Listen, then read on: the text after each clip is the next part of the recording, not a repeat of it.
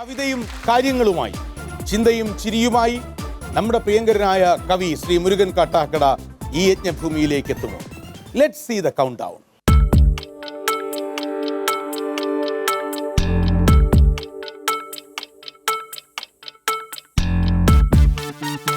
Thumbs up is the sign. Sir, please walk in.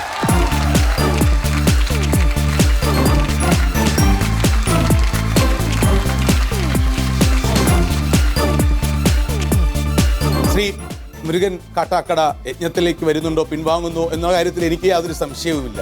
കാരണം അശ്വമേധം കളിക്കാനാണല്ലോ നമ്മൾ വന്നത് തന്നെ, അല്ലേ? ആ ബൗളിൽ നിന്ന് ഒരു വിഷയം താങ്കൾക്ക് എടുക്കാം. അതെന്താണെന്ന് എന്നോട് പറയണ്ട, അതിനകത്ത് എന്തോ എഴുതിയിട്ടുണ്ട്. വളരെ ബുദ്ധിമുട്ടുള്ളതൊന്നും അല്ലല്ലോ അതിനകത്ത് എഴുതിയിട്ടുള്ള കാര്യമില്ല. അതുകൊണ്ട് തന്നെ ആ വിഷയവുമായി ബന്ധപ്പെട്ട ഒരാളിൻ്റെ പേര് താങ്കൾ വിചാരിക്കും. താങ്കൾക്ക് 6 തവണയോളം കമ്പ്യൂട്ടറിൻ്റെ സഹായമുണ്ട് ഉത്തരം പറയാൻ. കാരണം എല്ലാ കാര്യങ്ങളും ഇപ്പോൾ 60-ന് ശേഷം മരിച്ചോ 65-ന് ശേഷം മരിച്ചോ എന്നൊക്കെ ചോദിക്കുമ്പോൾ അതൊന്നും ഓർത്തിരിക്കണമെന്നില്ല. കമ്പ്യൂട്ടർ സഹായമുണ്ട് പുതിയ അശ്വമേധത്തിൽ മത്സരാർത്ഥിക്ക്. ഒപ്പം ശ്രീമതി ഭാഗ്യലക്ഷ്മി താങ്കൾക്ക് വിജയവഴികളിൽ ശക്തമായ പിന്തുണയുമായി നോബൽ ഗൈഡായുണ്ട്. പ്ലീസ്.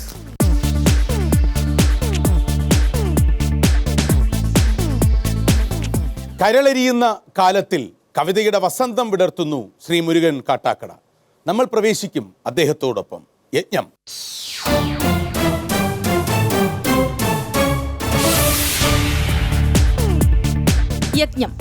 യജ്ഞത്തിൽ 3 റൗണ്ടുകളാണ് ഉള്ളത്. ആദ്യ ബൗളിൽ നിന്നും എടുക്കുന്ന വിഷയത്തെ ആസ്പദമാക്കിയുള്ള ഒരു വ്യക്തിയെയാണ് ഇത്തവണ മത്സരാർത്ഥി ആലോചിക്കേണ്ടത്. 25,000 രൂപയ്ക്ക് അർഹമാകുന്ന ഈ റൗണ്ടിൽ ജയിച്ചാൽ അടുത്ത പടിയിലേക്ക്, പരാജയപ്പെട്ടാൽ 2,500 രൂപയുമായി മടങ്ങാം. യജ്ഞത്തിലെ 2ാം റൗണ്ടിൽ മത്സരാർത്ഥി ചിന്തിക്കേണ്ടത് ബൗളിലെ വിഷയത്തിൽ നിന്നും അതിനോടനുബന്ധിച്ച ഒരു സംഭവമാണ്. 50,000 രൂപയ്ക്ക് അർഹമാകുന്ന ഈ റൗണ്ടിൽ ജയിച്ചാൽ അടുത്ത പടിയിലേക്ക്, പരാജയപ്പെട്ടാൽ 5,000 രൂപയുമായി മടങ്ങാം. യജ്ഞത്തിലെ 3ാം റൗണ്ടിൽ മത്സരാർത്ഥി ചിന്തിക്കേണ്ടത് ബൗളിലെ വിഷയത്തിൽ നിന്നും അതിനോടനുബന്ധിച്ച ഒരു സ്ഥലമാണ്. 1,00,000 രൂപയ്ക്ക് അർഹമാകുന്ന ഈ റൗണ്ടിൽ ജയിച്ചാൽ അന്തിമ മേഖലയായ രാജസൂയത്തിലേക്ക് കടക്കാം, പരാജയപ്പെട്ടാൽ 10,000 രൂപയുമായി പുറത്തേക്ക്, പിൻവാങ്ങിയാൽ 25,000 രൂപ.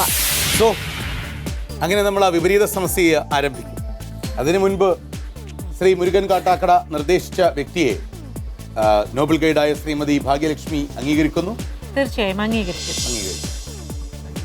ഏതെങ്കിലും രീതിയിലുള്ള സ്ഥിതിവിവര കണക്കുകളിൽ സംശയം ഉണ്ടായാൽ അദ്ദേഹത്തിന് 6 തവണ വരെ സഹായിക്കാൻ നിങ്ങളുടെ കമ്പ്യൂട്ടർ സന്നദ്ധമാണോ? തീർച്ചയായും റെഡിയാണ്.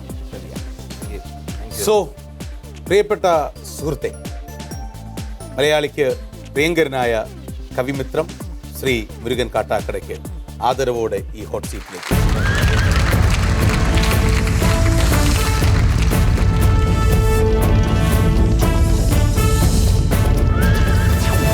സോ ചോദ്യങ്ങളില്ല, ഉത്തരങ്ങളില്ല, അതൊക്കെ ഉണ്ട്, അതൊക്കെ പിന്നീട്.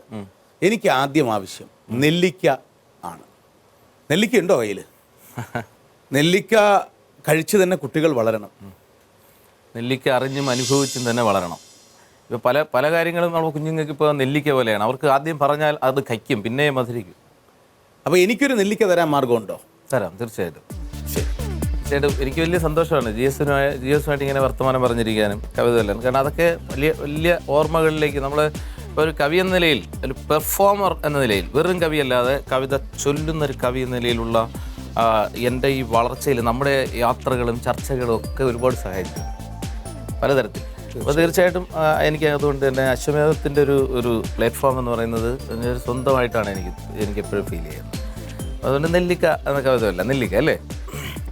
നെല്ലിക്ക ഈ കുട്ടികൾക്ക് വേണ്ടിയുള്ള കവിതയാണ്. നന്മകൾക്കു നിറം കെടുന്നൊരു കാലമെന്നുണ്ണി, തിന്മകൾക്കു നിറച്ചു വർണ്ണ ചന്തമെന്നുണ്ണി. നന്മകൾക്കു നിറം കെടുന്നൊരു കാലമെന്നുണ്ണി, തിന്മകൾക്കു നിറച്ചു വർണ്ണ ചന്തമെന്നുണ്ണി. മിന്നുന്നു പലതെങ്കിലും അവ പൊന്നല്ലെന്നുണ്ണി, മിന്നുന്നു പലതെങ്കിലും അവ പൊന്നല്ലെന്നുണ്ണി. പൊള്ളയായ പഴത്തിൽ കരത്തിനുള്ളിൽ വിത്തുമില്ലുണ്ണി. ദീപനാളം കണ്ടുപാറും പ്രാണികൾ പോലെ, ദീപനാളം കണ്ടുപാറും പ്രാണികൾ പോലെ, ചിറകുവെന്തു കരിഞ്ഞു മണ്ണിലടിഞ്ഞിടലുണ്ണി. ഓർത്തുവയ്ക്കാനൊത്തിരി കഥ ബാക്കിയെന്നുണ്ണി, ബാക്കി വച്ചവ ബാക്കിയാക്കാൻ നോക്കി നിൽക്കുണ്ണി. ആറ്റിൽ മുങ്ങിയുറഞ്ഞു തുള്ളി ഉണർന്ന ബാല്യങ്ങൾ, ആറ്റിൽ മുങ്ങി ഉറഞ്ഞു തുള്ളി ഉണർന്ന ബാല്യങ്ങൾ, ആറ്റിലിപ്പോൾ അർബുദ പുണ്ണായി മണൽ കുഴികൾ. അങ്ങനെയാണ്, ആറ്റിലിപ്പോൾ അർബുദ പുണ്ണായി മണൽ കുഴികൾ.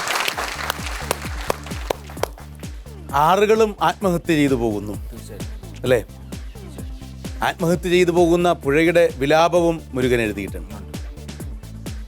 കൺമുന്നിലെ കാഴ്ചകൾ, സമൂഹത്തിൻ്റെ നൊമ്പരങ്ങൾ, ഇവയെല്ലാം പടർത്തി മുരുകൻ എഴുതുന്ന കവിതകൾക്ക് തിളക്കവും തെളിച്ചവും. പത്മതീർത്ഥ കുളത്തിൽ വർഷങ്ങൾക്ക് മുൻപ് ഒരു മനസ്സിൻ്റെ സമനില തെറ്റിയ ഒരാൾ മറ്റൊരാളെ കൊല ചെയ്യുന്നത് കണ്ടുകൊണ്ടു നിന്നു കാഴ്ചക്കാരായി ജനം. തത്സമയ സംപ്രേഷണം ചെയ്ത് ചില ചാനൽ ക്യാമറകൾ അത് ആഘോഷിക്കുകയും ചെയ്തു. അന്ന് മുരുകൻ എഴുതി ഉണരാത്ത പത്മതീർത്ഥങ്ങളെക്കുറിച്ച്. രണ്ടുപേരി ചൊല്ലാമോ? ചാനൽ പരുന്തു പറക്കുന്നു ചുറ്റിലും. അതെ, അത് പിന്നെ സുരേഷ് അല്ലേ പയ്യന്റെ പേര്? അയാൾ അവസാനം പറഞ്ഞു, അയാൾ പറഞ്ഞ വാചകം അതിന്റെ അർത്ഥം എന്താണെന്ന് ഇപ്പോഴും മനസ്സിലായിട്ടില്ല ആർക്കും. എൻ്റെ അമ്മയെയും അച്ഛനെയും ഇറച്ചി വെച്ച് എന്നെ കൊണ്ട് കഴിപ്പിച്ചു എന്നൊക്കെ പറഞ്ഞിട്ടാണ് എനിക്ക് സുരേഷിന് ഓർമ്മ വരുന്നത്. അന്ന് നമ്മൾ ഈ അശ്വമാധം കളിക്കുമായിരുന്നു. അപ്പൊ എനിക്ക് ആദ്യം പറഞ്ഞു തന്നത് GS ആണ്. അവന്റെ പേര്, അദ്ദേഹത്തിന്റെ പേര് സുരേഷ്. ഞാൻ പിന്നെ നെന്മാറയിൽ, പാലക്കാട്ട് നെന്മാറയിൽ വെച്ച് പുള്ളിയെ നേരിട്ട് കാണുകയും അദ്ദേഹത്തിന്റെ ചെവിയിൽ ഈ കവിത ചൊല്ലിക്കൊടുക്കുകയും ചെയ്തു. അതോടുകൂടി ഒരു കവിത അതിന്റെ വൃത്തം പൂർത്തിയാക്കി എന്ന് വിചാരിക്കുന്ന ഒരു കവിതയാണ് ഈ ഉണരാത്ത പത്മതീർത്ഥങ്ങൾ. നിൽക്കുന്നു ഞാൻ പത്മതീർത്ഥക്കുളത്തിൻ്റെ ഭിത്തിയിൽ കയ്യൂന്നി താടി താങ്ങി, ചുറ്റുമൊരായിരം കാണികൾ ഞാനും അങ്ങെത്തി നോക്കുന്നുണ്ടകുളത്തിൽ. തുടങ്ങാം. തീർച്ചയായും. വർഷങ്ങൾക്ക് മുമ്പ് 97-ലും 96-ലുമൊക്കെ മുരുകന്റെ ഇരുചക്ര വാഹനത്തിൽ ഇരുന്ന് യാത്ര ചെയ്യുമ്പോൾ കളിച്ചിരുന്ന അതേ അശ്വമേധത്തിന്റെ നൊസ്റ്റാൾജിയ, ആ ഗ്രഹാതുരത്വം മനസ്സിൽ നിറച്ചുകൊണ്ട് എൻ്റെ ആദ്യ ചോദ്യം. താങ്കൾ വിചാരിച്ചത് ഒരു പുരുഷൻ ആണ്. ജീവിച്ചിരിപ്പുണ്ടോ? ജീവിച്ചിരിപ്പുണ്ട്. എനിക്ക് ആ ലൈഫ് ലൈൻ വേണ്ടി വരും. ജീവിച്ചിരിപ്പുണ്ടോ എന്ന കാര്യത്തിൽ ജീവിച്ചിരിപ്പുണ്ട്.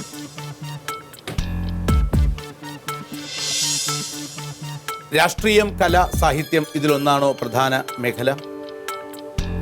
ആണ്. രാഷ്ട്രീയമാണോ പ്രധാനം? രാഷ്ട്രീയമുണ്ട്, എന്നാലും പ്രധാന മേഖല രാഷ്ട്രീയമല്ല. അല്ല. സാഹിത്യം ആണ്. ഇന്ത്യൻ? തീർച്ചയായും. മലയാളി? അല്ല. South Indian? ആണ്. ആണ്. ആണ്.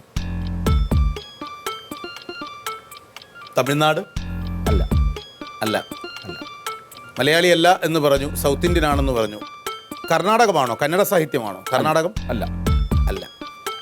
ശരി. 10 ചോദ്യങ്ങൾ. പണ്ടാണെങ്കിൽ എനിക്ക് ഇനി 11 ചോദ്യങ്ങൾ കൂടിയുണ്ട്, പക്ഷെ ഇപ്പം അതില്ല. ഇപ്പം എനിക്ക് 18 ചോദ്യങ്ങളെ ചോദിക്കാവൂ. ചോദിക്കല്ലേ? അദ്ദേഹം ദേശീയ പുരസ്കാരം നേടിയിട്ടുണ്ടോ? ഉണ്ട്. ഉണ്ട്.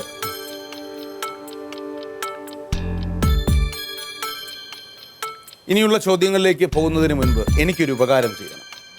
കൈകൾ നഷ്ടപ്പെട്ടു പോയ ബാഗ്ദാദിലെ ആ ബാലനെ ഒന്ന് ഓർമ്മിക്കാൻ ആ 4 വരി ഒന്ന് ചൊല്ലുക. അലി ഇസ്മയിൽ അല്ലേ? അലി ഇസ്മയിൽ. ഇരുപാർശ്വങ്ങൾ മുറിഞ്ഞ കുരിശായ ഒരു ബാല്യം, നിറ കണ്ണു തുടയ്ക്കാൻ വരമായൊരു കൈ, പ്രാർത്ഥനയേറ്റി മയങ്ങും നാതുരശയ്യയിലാർദ്രം. ഇത് ബാഗ്ദാദാണ്. അമ്മ പറഞ്ഞു ഒരു അറബിക് കഥയിലെ ബാഗ്ദാദ്. അദ്ദേഹം പ്രാദേശിക ഭാഷയിലാണോ രചന നടത്തിയിരുന്നത്? രണ്ടും ഉണ്ടായിരുന്നു. പ്രധാനമായും അദ്ദേഹത്തിന്റെ പ്രധാനമായും. പ്രാദേശിക ഭാഷയിൽ തന്നെയാണ്, റീജിയണൽ ലാംഗ്വേജിൽ തന്നെയാണ്. കവിതയായിരുന്നു പ്രധാനം അദ്ദേഹത്തിന്റെ മേഖല? അല്ല. അല്ല. നാടകവുമല്ല. അല്ല. ചെറുകഥയോ നോവലോ ആണോ? ആണ്. ലേഖനങ്ങൾ ഇവയെല്ലാം പ്രധാനമാണ്. പ്രത്യേക വിഭാഗത്തിനെ സ്വാധീനിക്കുന്നതാണ്, പ്രതിനിധാനം ചെയ്തു. അതൊന്നും പറയരുത്. എന്തായാലും അദ്ദേഹം തെലുങ്ക് ഭാഷ നന്നായി കൈകാര്യം ചെയ്യുന്ന ഒരാളാകണം. അദ്ദേഹം ദളിതർക്കു വേണ്ടി സംസാരിക്കാറുണ്ടോ ഉച്ചത്തിൽ? ഉണ്ട്. അദ്ദേഹത്തിന്റെ വിരലടയാളവും കാഞ്ച ഏലയ്യയുടെ വിരലടയാളവും ഒരുപോലെയാണ്. ഒന്ന് തന്നെയായിരുന്നു. സോ താങ്കൾ വിചാരിച്ചത് കാഞ്ച ഏലയ്യയാണ്. തീർച്ചയായും വളരെ നല്ല തിരഞ്ഞെടുപ്പാണ്. മാത്രമല്ല ഈ അവസരത്തിൽ മറ്റൊന്നെനിക്ക് ചർച്ച ചെയ്യാനുണ്ട്. പാമ, തമിഴ് എഴുത്തുകാരി പാമ. നമ്മുടെ മലയാളത്തിലെ വായനക്കാർ കൂടുതൽ ആഴത്തിൽ കാഞ്ച ഏലയ്യൊക്കെ കാണുന്നത് പോലെ കൂടുതൽ ആഴത്തിൽ പാമയുടെ കൃതികൾ, സംഗതി, കരിക്ക് മുതലായ കൃതികൾ വായിക്കാൻ താല്പര്യപ്പെടണമെന്ന് ഞാൻ ആഗ്രഹിക്കുന്നു. കാഞ്ച ഐലയ്യ ആന്ധ്രാപ്രദേശിലെ വാറങ്കൽ ജില്ലയിൽ 1952 ജനിച്ചു. ഇന്ത്യയിലെ അറിയപ്പെടുന്ന സാമൂഹ്യ പ്രവർത്തകനും എഴുത്തുകാരനുമാണ് ഇദ്ദേഹം. Why I am not a Hindu, god as political philosopher, Buddha's challenge to Brahminism എന്നിവയാണ് പ്രധാന പുസ്തകങ്ങൾ. സോ ശ്രീ മുരുകൻ, അല്ല ഇത് കഴിയുന്നില്ല. താങ്കളിൽ നിന്ന് ഒരുപാട് കാര്യങ്ങൾ പ്രേക്ഷകർ ആഗ്രഹിക്കുന്നു, ഞാനും.